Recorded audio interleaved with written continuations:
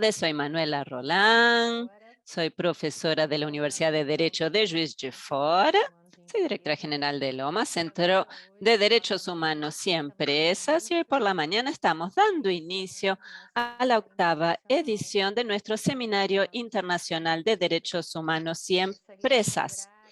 Quisiera recordarles a todos, todas, todes, que contamos con interpretación simultánea al español, inglés y portugués. En el globito, entonces, en la barra inferior del Zoom, tienen el icono de interpretación para seleccionar el idioma de su preferencia. Quiero pedirles a los invitados que serán panelistas o que las personas que vayan a hacer preguntas, que hablen pausadamente para mejorar el trabajo de nuestras y nuestros intérpretes. Quisiera hacer ahora una serie de agradecimientos antes de compartir este espacio con mi amigo, colega y apoyador Gonzalo Berroni, con la profesora Adoración Guamán. En la medida en que vayan hablando, voy a hacer una breve presentación del currículum de ambos, pero primeramente quiero agradecer a la propia Universidad Federal de Juiz de Fora, en la persona de la prorectora, Neifa Coimbra, a la Facultad de Derecho de la Universidad Federal de Juiz de Fora y su directora Aline Araújo. Quisiera agradecer también a la Fundación Ford, que nos apoya desde el inicio, a la Fundación Friedrich Ebert. Quisiera agradecer también al Observatorio de Protocolos, Consulta y Consentimiento Libre, Previo e Informado, que está también con nosotros apoyándonos en esta 8ª edición de nuestro evento. El OMA, como muchos de ustedes han de saber, existe desde el año 2012 en la Facultad de Derecho en la Universidad Federal de Juiz de Fora.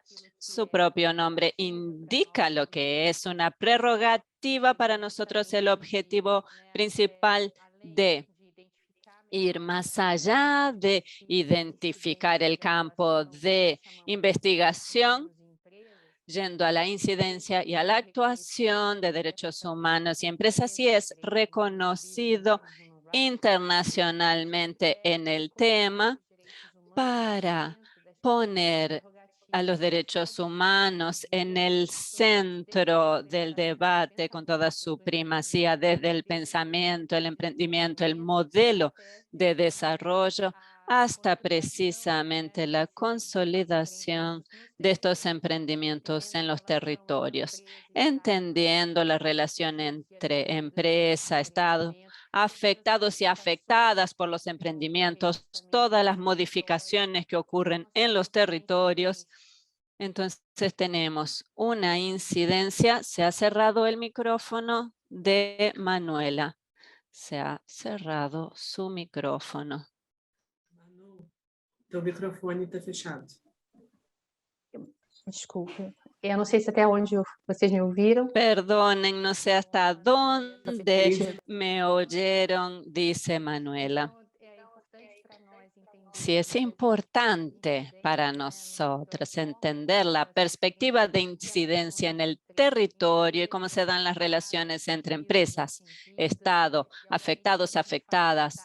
Y por supuesto, cuando hablamos de Estado, hablamos de distintas funciones del Estado, ya sea el Poder Judicial, el Legislativo, y la forma como esas actividades se desarrollan respecto a los derechos humanos.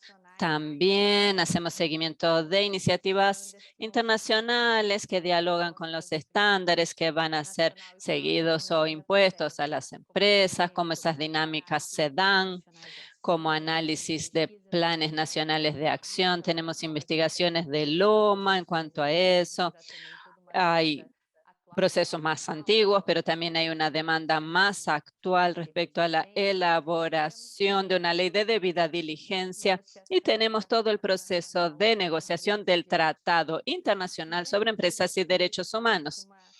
Todo esto parte en gran medida de la constatación de un diagnóstico de impunidad empresarial. De hecho, vivimos ese sentimiento en el cual el fenómeno que impera en el sur global y vale incluso para regiones del norte global donde actúan estas empresas, una impunidad que beneficia sobre todo a empresas transnacionales. Ese fenómeno es el que debe ser combatido y el OMA como centro de investigación se dedica profundamente a eso para poder contribuir, potenciar la lucha por los afectados y afectadas por la violación de derechos humanos, combatiendo la impunidad empresarial. Y se plantea también una actuación que no puede ser aislada, sino en red. Y van a ver a lo largo de toda la semana las alianzas que tenemos, ya sea de la campaña global, de la Alianza por el Tratado. Tenemos también las redes nacionales como la red Investigación Rio-12, específicamente por el tema de Fundão y Brumadinho y los desastres con las presas de esas ciudades. La importancia de la articulación de distintos centros de investigación, movimientos de la sociedad civil. Por eso quisiera agradecer a todos, todas, todos los inscriptos que van a poder participar del taller también. Este año tendremos 2 talleres, uno centrado más en advocacy popular y otro en la perspectiva del convenio 169 de la OIT para tratar del ámbito de derechos humanos y empresas. No me voy a extender más y le paso entonces la palabra a mi compañero, mi amigo Gonzalo Berrón, que está aquí representando tanto a la campaña global como a la Fundación Friedrich Ebert, que hace tanto tiempo nos ayuda en la organización de nuestro seminario internacional. Gonzalo. Buenos días, buenas tardes, buenas noches. Manuela, Adoración, buenos días a los participantes. Veo aquí que están presentes muchos amigos y amigas. Quisiera agradecer muchísimo a nombre personal, pero también a nombre de la Fundación Friedrich Ebert, la posibilidad de compartir este momento. Es el 8º ya seminario internacional. El otro día me puse a pensar desde cuándo somos aliados, ¿no? El segundo, sino desde el primero incluso. Por eso para mí es me resulta muy interesante haber sido aliado institucional, pero también un aliado político de todo este proceso, ya sea desde el propio seminario internacional que fue siguiendo los distintos momentos de estos últimos 7, 8 años de la evolución del debate. Y también la alianza estratégica que hemos desarrollado con el OMA respecto al tema. Confieso que tanto institucionalmente como Fundación Friedrich Ebert, como activista también en el marco de la campaña global, me beneficia mucho este trabajo que ha ido evolucionando a lo largo del tiempo, alcanzando niveles de excelencia y complejidad que realmente no hay muchos espacios en el mundo, yo diría, que hace este trabajo que ustedes hacen. Yo quisiera felicitar y agradecer mucho a la profesora Manuela y a todo el equipo.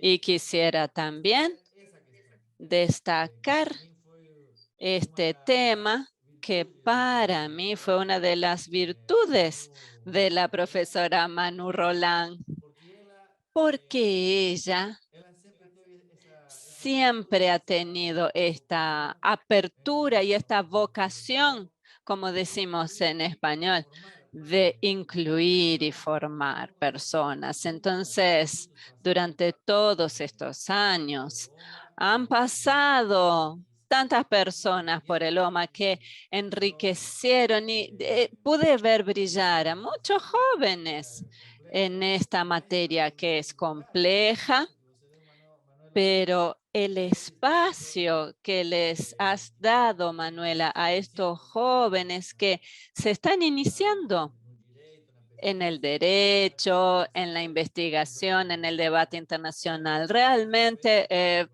fue fantástico y desde la FES reconocemos mucho esto y como aliados políticos de este debate agradezco muchísimo y admiro mucho tu trabajo. Nuestro trabajo se fue volviendo más complejo en una materia en la cual ustedes son expertos, porque el debate empezó, el debate entre empresas y derechos humanos, todos lo sabemos, no voy a reconstruir aquí su historia, pero sí quiero contar la historia más reciente que empieza en 2013, diría yo, cuando una serie de países, como sabemos, decidieron decir públicamente en un texto multilateral que los principios rectores no eran suficientes y eso coincidió con una decisión que una serie de actores de la sociedad civil ya habían hecho en 2012,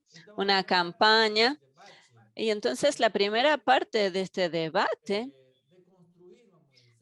fue la de desconstruir esta sensación de que el consenso con el cual se había adoptado los principios rectores eran suficientes y ya no había nada para discutir. Fue eso lo que desafiamos y nosotros, junto con nuestros aliados, nos encargamos de desconstruir esa idea de que no había nada más por hacer. Y eso es como desafiar el sentido común de que no, los principios rectores fueron un gran paso al frente, costó tanto llegar a ellos, fueron adoptados como consenso y está entonces resuelto el problema de derechos humanos y empresas en las Naciones Unidas. Esa fue la tarea inicial. Y desconstruir eso. Es increíble cómo el mundo funciona con esos sentidos comunes, ¿no? Los common sense del inglés, que las cosas son así y punto, y cualquiera que dijera otra cosa sería considerado un loco, porque es como un engaño colectivo, ¿no? El que se da manipulado, obviamente, y todos empezamos a repetir lo mismo. Y yo recuerdo que aprendí en mis clases de epistemología en la facultad, lo mejor del engaño es cuando todos en un grupo piensan lo mismo y eso se transforma en una verdad indiscutible. Y es lo que se dio. Las grandes agencias, incluso los grandes sindicatos, las ONGs empiezan a repetir, sí, es eso, y no. No es eso, nosotros lo sabemos porque sabemos cómo opera en la punta, en los territorios, ¿verdad? Por eso esa política de defender el proceso se hizo y ustedes han contribuido tanto en esa misión de construir un sentido común que no era verdadero. Y entonces logramos consolidar ese proceso a lo largo de las 3 primeras sesiones del grupo de trabajo y luego cuando supuestamente ingresamos a la negociación, que después comprobamos que no era de hecho una negociación y resistimos los embates de aquellos que se resistían, ¿no? Que insistían con la no necesidad de plantear estos nuevos términos con sus complejidades. Y ahora, con los otros borradores, se inició como una nueva danza allí, otro tipo de negociación. Entonces, para mí la mejor fotografía de eso era Gonzalo Berronjo sentado mirando el trabajo de nuestras abogadas y abogados, activistas trabajando locamente en la producción de lenguajes, explicaciones, contribuciones teóricas y doctrinarias del derecho en la última sesión. Y les confieso que yo soy más de la política. Y entonces mi rol fue reducido a cuidar de que algunas cosas fueran aseguradas, sobre todo ese espacio de discusión, y evitar algunos boicots, que siempre los hay y siempre los va a haber, ¿no? Desafíos, ¿no? Porque siempre intentan minar el proceso, bombardearlo, ya sea desde adentro. Pero lo que quiero decir ahora es precisamente esto, que el trabajo, la tarea y el gran desafío es técnico. Es verdad, no existe la pura técnica, pero sí existe la traducción de la voluntad y necesidades políticas en técnica. Y en eso, ustedes de Loma, Adoración, contribuyendo desde su lugar académico, de investigación que ella ha desarrollado y tantos otros, culmina con ese conocimiento del derecho unido a la práctica. Tenemos a Chena Mazo también presente aquí en la línea de frente de la discusión legal sobre los desastres de Brumadinho y Mariana. Esa es la gran contribución que es fundamental, considero yo, en esta etapa que estamos encarando ahora. Hay mucho debate por hacer todavía en ese campo y tenemos que encontrar esa mezcla entre conocimiento técnico y poder y movilización política para alcanzar un tratado que sea bueno. Es cierto que hay muchísimos retos, lo sabemos, pero no podemos perder la fe, las ganas, ¿no? Para poder construir. Este trabajo que se hace aquí, estas discusiones son fundamentales porque estamos desafiando la doctrina de los derechos humanos. Y no porque sea un capricho nuestro, sino porque el mundo ya desafió la doctrina internacional de los derechos humanos. Porque si esa doctrina queda donde está, estática, vamos a tener problemas como ya lo tenemos. Entonces, estamos en la frontera del debate sobre los derechos humanos y las empresas. Y es una frontera muy difícil de atravesar porque son mínimo 50 años de ese marco, de esa doctrina, y el mundo ha cambiado y la doctrina no. Entonces tenemos que entender que estamos lidiando con eso y lo tenemos que hacer con cualificación, con respeto de lo que se ha construido hasta ahora, pero entendiendo que tenemos que ir más allá, porque si no, vamos a seguir con el problema que la globalización sobre todo nos ha planteado de forma tan contundente. Quiero decir además que este trabajo tiene que hacerse a nivel nacional y en este sentido también agradezco y valoro el trabajo que ha hecho el OMA, sobre todo en Brasil, y vamos a discutirlo el viernes también, que el problema no es solo internacional, el problema también se da en nuestros países y al nivel de los estados, porque esa batalla también se da. Tenemos los planos nacionales y sabemos que allí solamente no se resuelve. Por eso este proceso que hemos desarrollado con el Parlamento para construir una ley que llamamos Ley Marco sobre Empresas y Derechos Humanos es un avance enorme, sobre todo en el momento actual, cuando lo único que se discute, que se volverá una nueva moda, es el tema de la diligencia debida. Y no es que seamos contrarios a la debida diligencia, somos contrarios a plantear algo como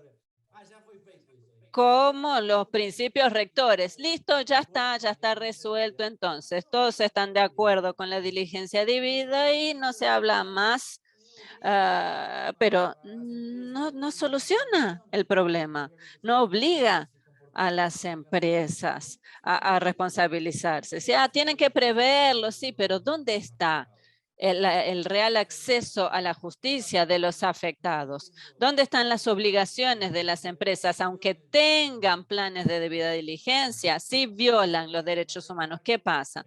Por eso la idea de una ley marco es, sin lugar a duda, lo que estamos planteando.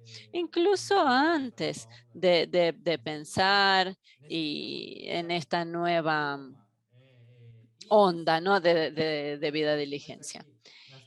Y instancias como esta, en las cuales podemos compartir y enriquecernos en esta ruta, es fundamental. Por eso agradezco muchísimo la oportunidad, la alianza y deseo mucha suerte en este 8º seminario internacional. Gracias.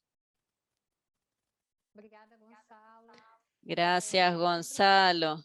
Yo siempre digo que uno de los méritos de Loma es precisamente por la relación que tenemos con la sociedad civil, con los movimientos sociales, con las redes, que nos fue permitida esta cercanía, un pacto de confianza, y entonces eso se reflejó en el mérito de que Loma responda a una agenda importante para la sociedad. Entonces nosotros tenemos mucho que agradecer, porque fuimos capaces de desarrollar ese potencial en función de esa apertura, de esa confianza que nos fue depositada por la red, por la campaña global, por ustedes, en fin.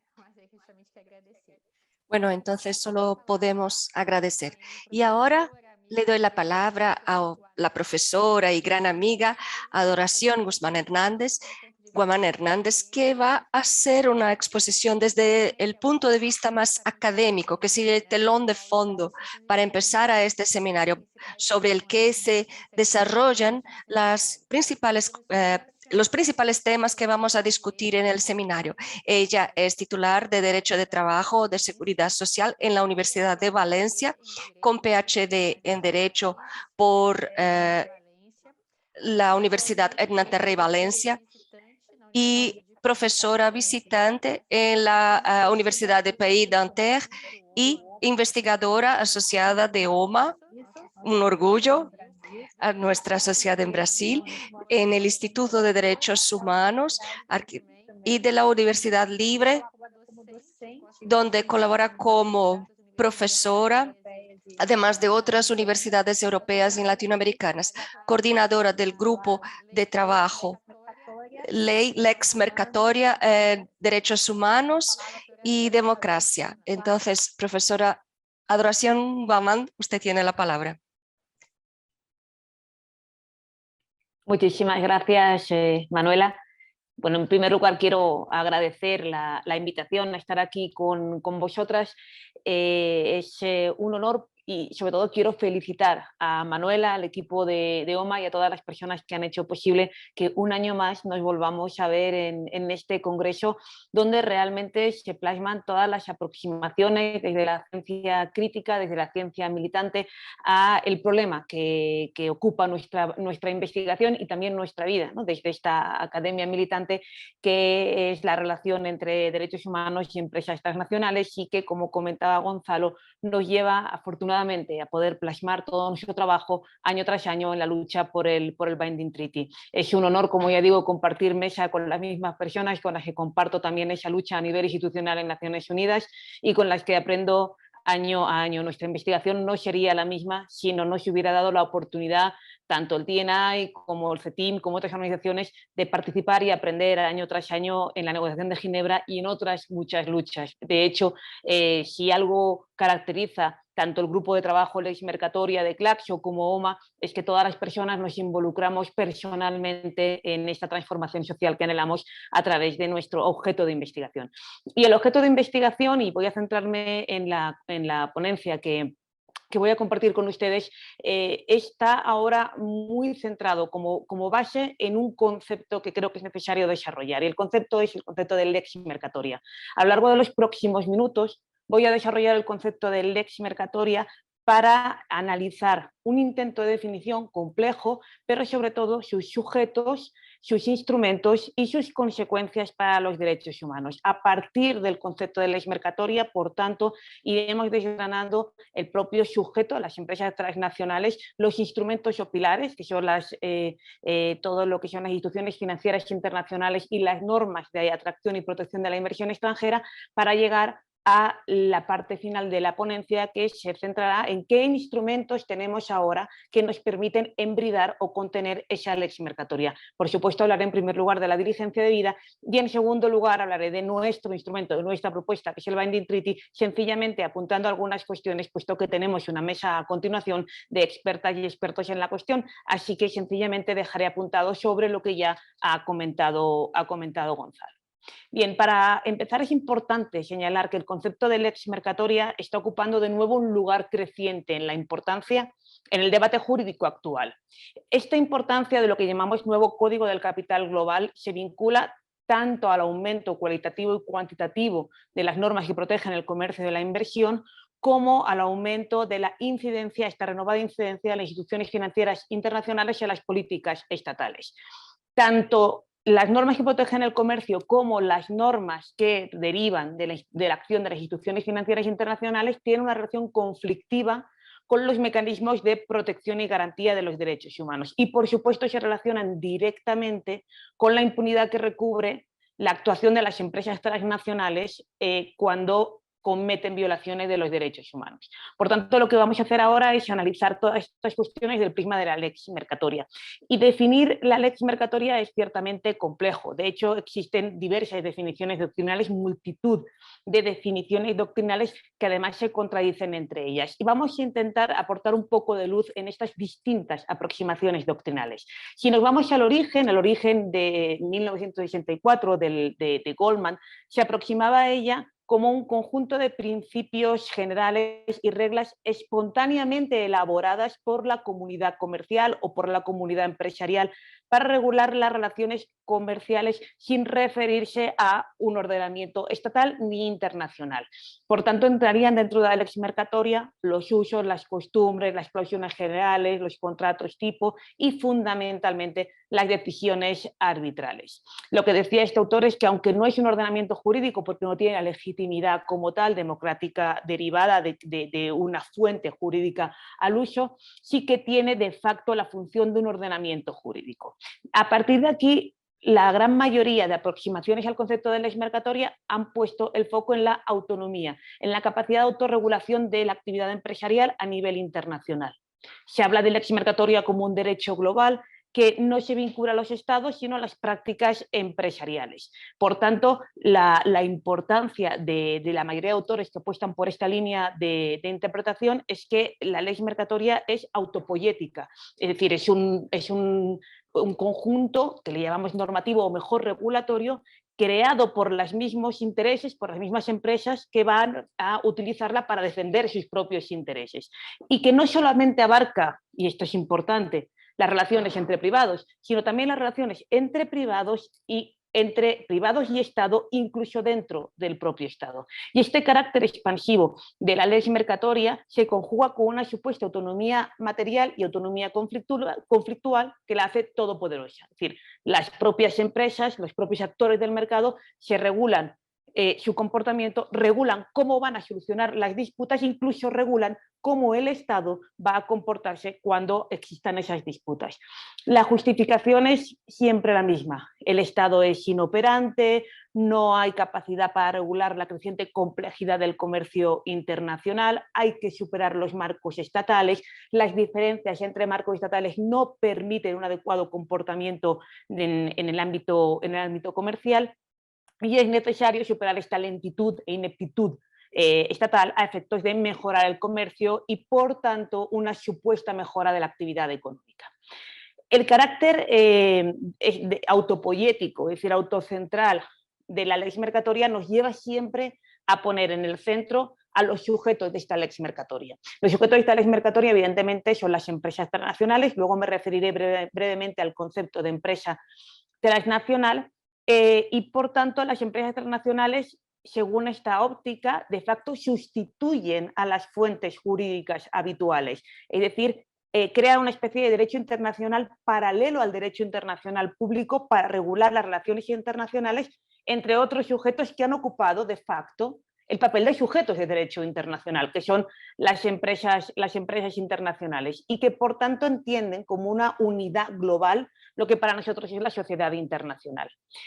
Hay muchos autores, sobre todo Juan Hernández Zubizarreta, que entre los autores de habla hispana creo que es, y desde la ciencia crítica creo que es quien ha realmente utilizado y dominado el concepto y tanto nos ha enseñado a todas, es el maestro de todas. Juan Hernández Zubizarreta hablaba ya del carácter expansivo de esta lex mercatoria y coincidía con otros autores en la idea de la existencia de un soberano privado supraestatal difuso que impulsa la lex mercatoria, donde no solamente están las empresas transnacionales, sino también, como veremos, las instituciones financieras internacionales. Lo importante es que es concebir la lex mercatoria no como una ley creada para las empresas, sino por una ley creada por las empresas para ellas mismas. Y esto rompe con el carácter de monopolio en la creación de la norma del Estado. Y esto es importante porque evidencia, como dicen otros autores, este momento de ruptura con lo que es el derecho clásico para enfrentarnos a una suerte de selva regulatoria donde realmente los Estados pierden el monopolio y pasamos de la heteronomía normativa a una suerte de autonomía. Esto provoca, y por todos los autores acaban reconociéndolo, una falta de legitimidad de la lex mercatoria. Es decir, el problema realmente es la ausencia de una base democrática que justifique la producción normativa. Las condiciones de legitimación de la lex mercatoria serían aquí el problema. Pero para entender bien el concepto y sobre todo desde el enfoque de derechos humanos, que es el enfoque que trabajamos la profesora Manuela y todo el equipo, creo que es necesario producir una definición propia e impugnar algunas de las características antes dichas. Es decir, todo lo que he venido diciendo han sido una especie de patchwork, un conjunto de las definiciones que se han aportado normalmente desde la ciencia mercantil, también de la ciencia crítica, pero fundamentalmente desde el derecho mercantil, para intentar definir y justificar la existencia de esta lex mercatoria, un conjunto independiente, una nueva ley que ordena de facto los comportamientos empresariales, pero que también debe ordenar al Estado, porque el Estado debe respetar la lex mercatoria, porque es la ley del mercado, y en todo esto creo que necesita ser reinterpretado. Y necesita ser reinterpretado y aportar una definición propia, que por supuesto está vinculada a la definición de Juan Hernández Zubizarreta, entendiendo lex mercatoria como este nuevo orden global, ¿cierto? Un nuevo orden global que reinterpreta, formaliza y asienta en marcos regulatorios nacionales e internacionales el poder del capital transnacionalizado. Un orden global que actúa como una herramienta jurídica fundamental para proteger los intereses del capital transnacional, denominado siempre inversión extranjera, pero que influye el comportamiento político normativo de los Estados. Nuestra aproximación a la lex mercatoria no pone tanto el foco en el carácter autopoético, no pone tanto el foco en el carácter autónomo, porque esto no es cierto. La lex mercatoria requiere, exige, necesita el poder institucional para asentarse y dominar. Y para esto hay muchísimas técnicas. La captura corporativa es una de ellas. En este sentido, lo que afirmamos es que no hay una lex mercatoria absolutamente independiente. No. Lo que hay es una producción propia desde el poder empresarial que exige una suerte de marcos regulatorios y, por supuesto, marcos que solucionen conflictos, las decisiones arbitrales, pero que son los Estados y, sobre todo, las instituciones financieras internacionales las que asumen estas necesidades y le dan cuerpo, muchas veces un cuerpo normativo, a través de los tratados de comercio e inversión, a través de los mecanismos de solución de controversias inversor-Estado y, por supuesto, a través de los acuerdos, por ejemplo, entre el FMI y los Estados, que acaban modificando profundamente los comportamientos estatales en beneficio de las empresas. El concepto de captura corporativa, tan trabajado por Oxfam, tan utilizado por la campaña global a la que pertenecemos para evidenciar este control de las empresas a los Estados, es por tanto es por tanto fundamental aquí. La captura corporativa se extiende de diversas maneras y modos y hoy creo que es importante referirnos a la existencia en algunos países de aquel banquero presidente al que ya no necesita ser capturado porque él mismo efectúa la captura, y la aparición de estos banqueros presidente en los papeles de Pandora. No voy a entrar en esto, pero sí que es importante recordar que el concepto de captura corporativa está intrínsecamente vinculado a la lex mercatoria. Por tanto, hasta aquí, ¿qué tenemos?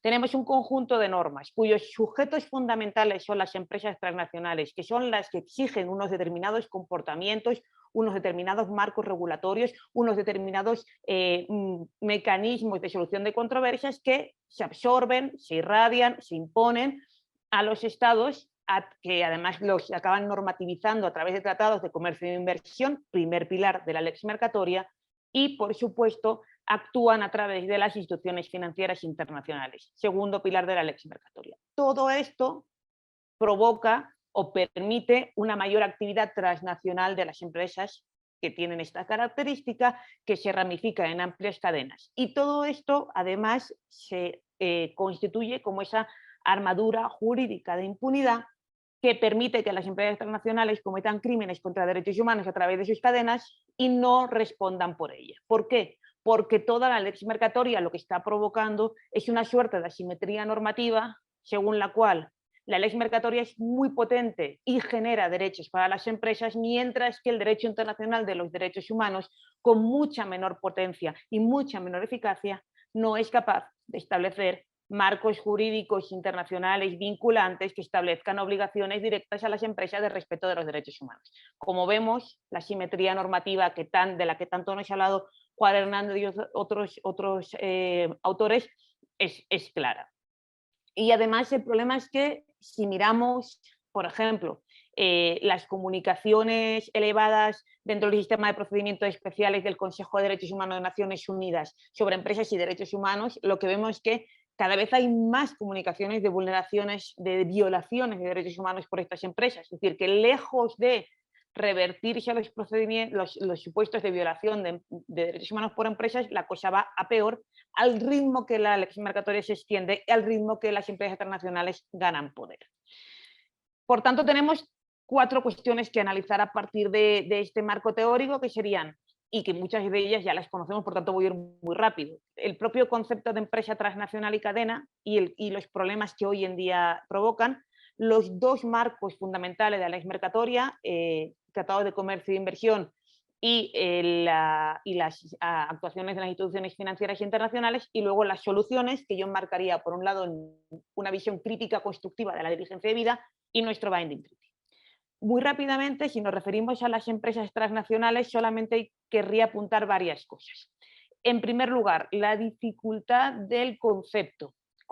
Y esto va un poco en línea a lo que nos hemos encontrado y hemos hablado entre las juristas de la campaña a la hora de concebir, utilizar jurídicamente el concepto de empresa transnacional, porque realmente el nomen juris no tiene una definición unívoca. Hay textos internacionales que utilizan empresa multinacional, otros empresas transnacional, pero no podemos encontrar una definición unívoca. Por lo tanto, yo me olvidaría del nomen juris y me enfocaría en cuál es la actividad. Por tanto, a mí me parece muy útil el concepto de empresa con actividad transnacional.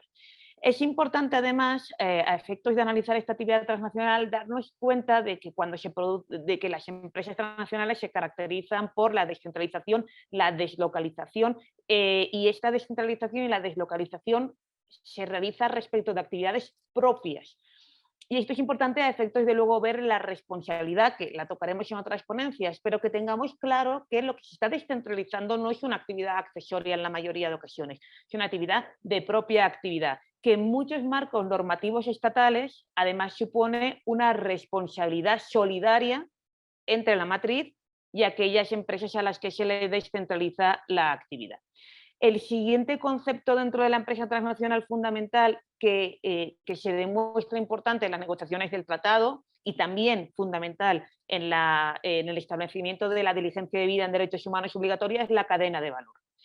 Las definiciones de cadena de valor, cadena de suministro son varias, pero lo importante es saber de nuevo el mecanismo y lo que produce. Cuando las empresas transnacionales se ramifican en cadenas de valor, no solamente están provocando las consabidas relaciones de dumping social, competencia regulatoria y carrera a la baja entre las normas estatales, también están provocando una carrera a la baja y una competencia entre las empresas estatales. Si analizamos, por ejemplo, cómo funciona la industria del textil en Bangladesh, lo que vemos, y hay muchos autores que han trabajado sobre el tema, es que los proveedores de segundo y de tercer nivel, de primero, segundo y tercer nivel, compiten entre ellos para atraer esa inversión extranjera a un determinado taller. Y esa competencia, evidentemente, se realiza respecto de las condiciones de trabajo de las personas que trabajan en estos talleres. Es importante recordar que en el año 2019 más de 2/3 del comercio mundial se produjeron en las cadenas y que, lejos de fijarnos en el trabajo formalizado que ocupan las empresas internacionales, hay que fijarnos en el trabajo real, en la fuerza de trabajo real que se integra en estas cadenas y que según la OIT es un 20% de la fuerza del trabajo mundial, más de 453 millones de personas. Por tanto, la importancia de cómo se trabaja en estas cadenas para la consecución del objetivo de trabajo decente de la OIT es crucial. Quiero remarcar que cuando nos acercamos al estudio de las cadenas y de las empresas a efectos luego de establecer nuestros principios en el tratado vinculante, por ejemplo, siempre nos aproximamos desde 3 prismas. El primer prisma es que las violaciones de derechos humanos dentro de las cadenas son intrínsecas al modelo, no son acontecimientos fortuitos. La violación, el riesgo de violación es inherente al modelo de producción establecido. En ese sentido, poner parches como la diligencia de vida, que es una obligación no de resultados sino de medios y que al fin y al cabo es una especie de parche útil, pero un parche es útil, pero al final el problema es por qué eligen países donde los estándares laborales y derechos humanos son débiles o fácilmente vulnerables. Lo eligen porque el modelo de producción establecido es este. Está integrado el riesgo de la violación de derechos humanos. El segundo punto de partida es que el propio modelo de deslocalización y de integración de multitud de diversas personas jurídicas está buscado precisamente para producir esta impunidad de la que hablaba Manuel al principio. Y la característica fundamental de este modelo es que permite buscar los lugares donde más fácilmente se pueden violar los derechos humanos y que haya una impunidad, porque hay muchas entidades jurídicas superpuestas. Y esto es algo fundamental que hay multitud de estudios que evidencian como, aun cuando se pueda llegar a demandar a una de las empresas implicadas, la solución es normalmente la impunidad y la defensión y la indefensión. Y la tercera cuestión, desde el enfoque de derechos humanos, cuando nos enfrentamos al análisis de las cadenas, es que el derecho estatal en estos momentos es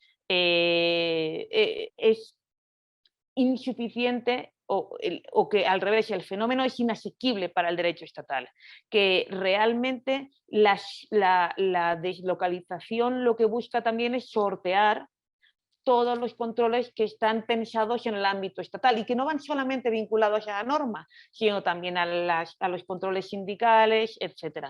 Nosotros seguimos teniendo marcos de garantía jurídica de los derechos humanos estatales y estas entidades han superado con ayuda de la lex mercatoria todos los marcos antedichos. Quiero remarcar además, antes de acabar con este análisis del sujeto, que estos sujetos se han comportado de manera,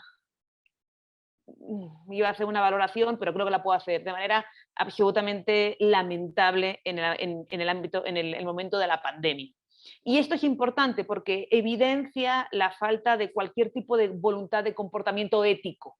Durante la pandemia, como ustedes saben, se cierra el comercio internacional, se cierran los espacios de comercio y lo que evidencia, por ejemplo, el estudio de nuevo de la empresa textil, es que las matrices cancelan o posponen los pedidos, dejando a los proveedores y a los trabajadores sin ingresos, por un valor de billones de dólares. Y en este sentido es fundamental ver los estudios sobre Bangladesh, solo en Bangladesh, 1.150 talleres informaron que pedidos por valor de 3,2 billones de dólares habían sido cancelados. Y esto dejó a 2,3 millones de trabajadoras fundamentalmente sin ingresos y sin ningún tipo de compensación. Además, cuando se vuelven a reabrir, se hace una selección para eliminar a aquellos trabajadores que, bueno, que habían sido, por ejemplo, sindicalistas, etc. El comportamiento ha sido absolutamente espurio y lamentable, lo que evidencia que el modelo de producción vincula o vulnera directamente los derechos humanos. Ya yendo a los instrumentos, no voy a entrar en ellos por falta de tiempo y porque los conocemos bien.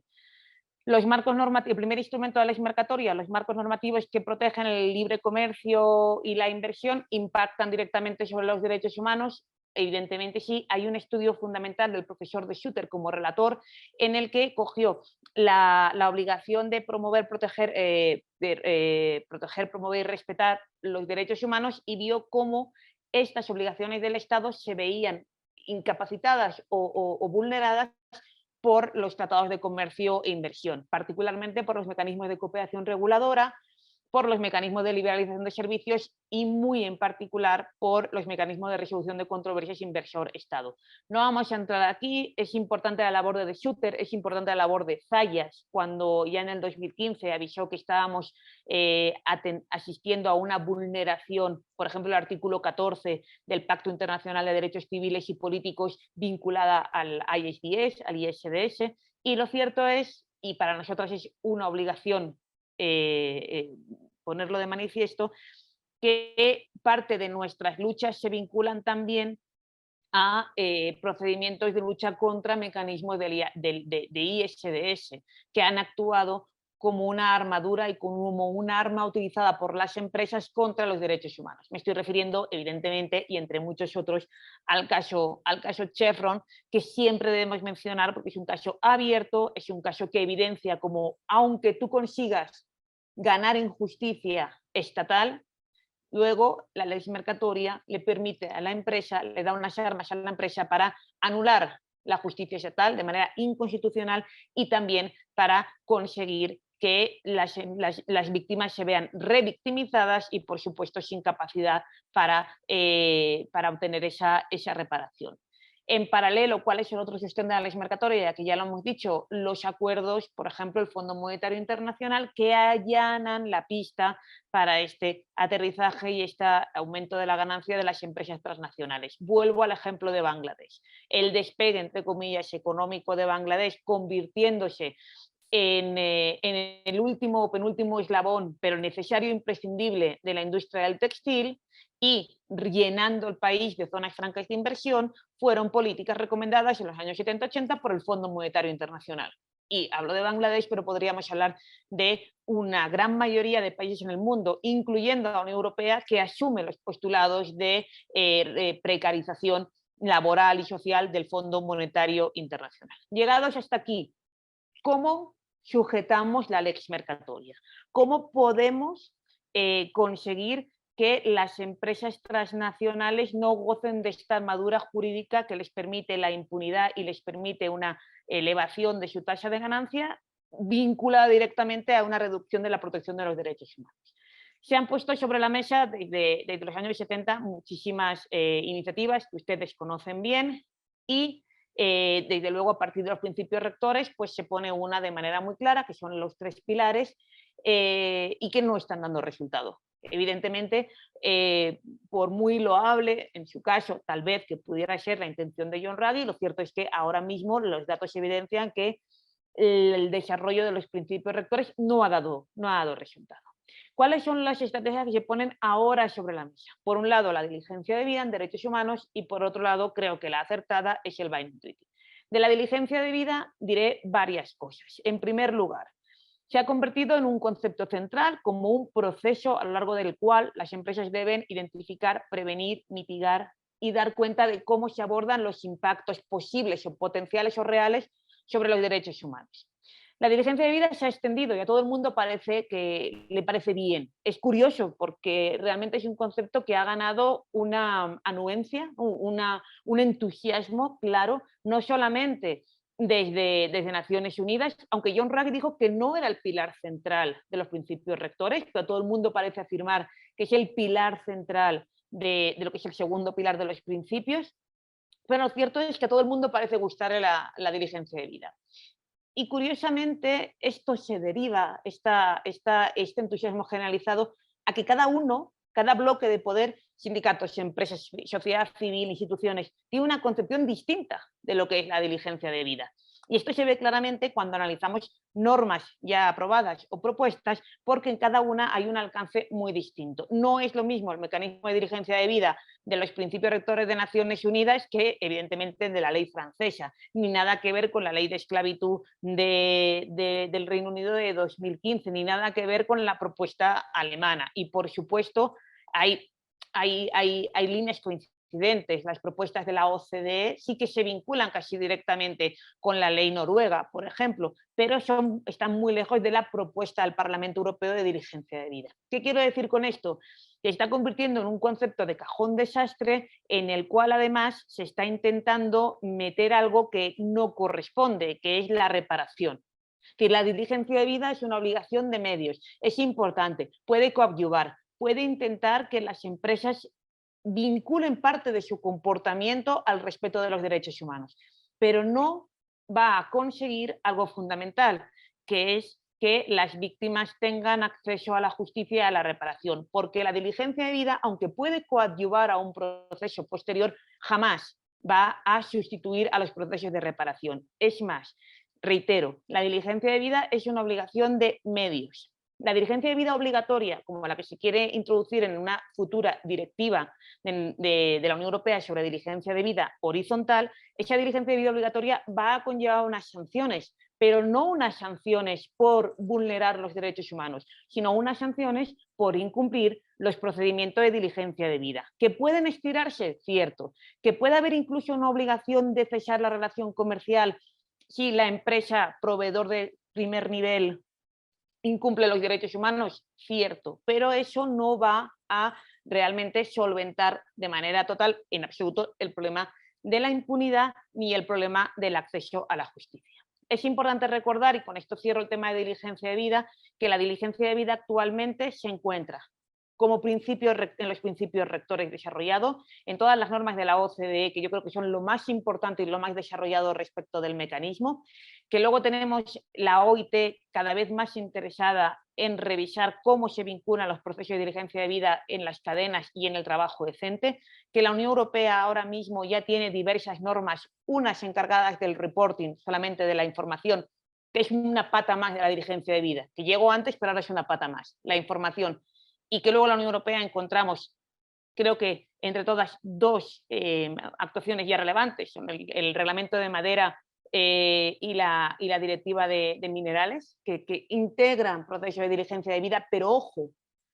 no están protegiendo derechos humanos como tal, están protegiendo en gran medida el comercio interno, la libre competencia, la competencia leal dentro del mercado de la Unión Europea. Ojo con eso también, porque realmente hay muchos intereses que se involucran en las normas de diligencia de vida. Sobre todo cuando miramos a las normas de diligencia de vida estatales, y permítanme que les haga una enumeración, tenemos las antiguas, que son la de transparencia, la de cadenas de suministro de California, la esclavitud moderna del Reino Unido, la esclavitud moderna de Australia, que es la más reciente, de 2018, pero luego están las duras, entre comillas, por supuesto la joya de la corona, la mejor, la francesa del 17, tenemos la de trabajo infantil de Holanda, que no ha entrado en vigor, la de Alemania de 2021 sobre diligencia de vida en cadenas, que no ha entrado en vigor, la de transparencia de Noruega de 2021, que entrará más rápido en vigor, y luego hay varias en propuesta, que son en Holanda y otra general, que anularía la de trabajo infantil, y luego en Canadá. En todas estas normas es donde también vemos una cantidad de propuestas diversas dentro de lo que son los mecanismos de diligencia de vida. Hay quienes, como la ley alemana, por ejemplo, restringen el alcance del mecanismo según proveedores de primer nivel y segundo nivel, algo que la OCDE dijo que no se podía hacer. Pero la gran mayoría de ellas, y prometo que voy acabando con esto, la gran mayoría de estas normas de diligencia de vida reorientan la responsabilidad. Y es una de las cosas que a mí personalmente más me inquieta, que se reorienta la responsabilidad de de vigilar el respeto de los derechos humanos por parte de las empresas al mercado, a los consumidores y a los inversores. Y esto es absolutamente, creo, en mi opinión, insuficiente. Tú puedes confiar en que las personas consumidoras con su comportamiento van a sancionar comportamientos contrarios a los derechos humanos de las empresas. Sí, pero eso solamente puede ser una parte de la política, porque en realidad la obligación de controlar esto es del Estado, no de los consumidores. Primero y principal porque es un gran peso excesivo para los consumidores tener que estar siempre vigilando qué producto, que normalmente son más caros, además, pueden consumir y qué no, según el comportamiento empresarial. Por tanto, es necesario revisar, si nos vamos a una futura directiva, cómo el foco puesto en los consumidores no puede ser la sanción efectiva por un incumplimiento de las normas de diligencia. Tiene que ir por otro lado, tiene que ir efectivamente por un acceso a la justicia para que las personas que crean que una empresa no ha cumplido los procedimientos de diligencia puedan demandarla, y por autoridades con diverso grado de poder y siempre que no involucren, ¿no?, una negativa del acceso a la justicia, pues estas autoridades tienen que controlar los procesos de diligencia debida. Para concluir y dejando para la próxima ponencia la cuestión del Binding Treaty, que es nuestra propuesta y al proyecto que nos dedicamos a construir, creo que es importante mantener el estudio y el apoyo a los procesos de construcción de los mecanismos de diligencia debida siempre y cuando estos se entiendan en la medida de lo que son.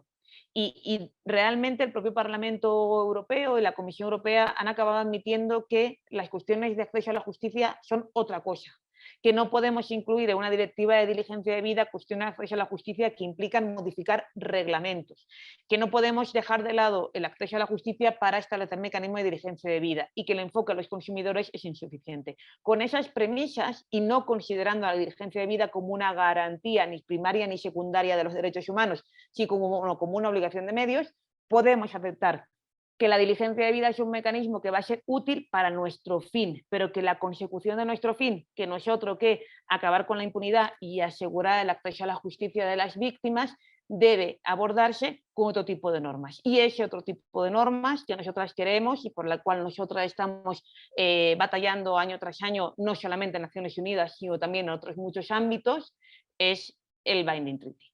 Bien, yo lo voy a dejar aquí sin perjuicio de luego seguir el debate en la siguiente ponencia, dando de nuevo las gracias y la enhorabuena a Manuela, al equipo de OMA, a Gonzalo y el resto de compañeras que no solamente hacen esto posible, sino que bueno, pues nos animan a seguir con la ciencia crítica y combativa. Muchas gracias.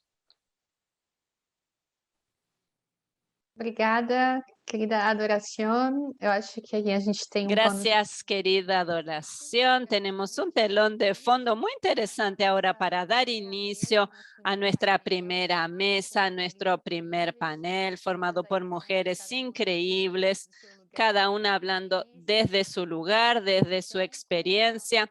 Y vamos entonces a empezar el panel sobre el Tratado Internacional sobre Empresas y Derechos Humanos, Desafíos y Perspectivas, coordinado por Leticia Paraños, de Amigos de la Tierra Internacional, gran aliada también en el proceso, en todos los procesos que conducimos en el OMA.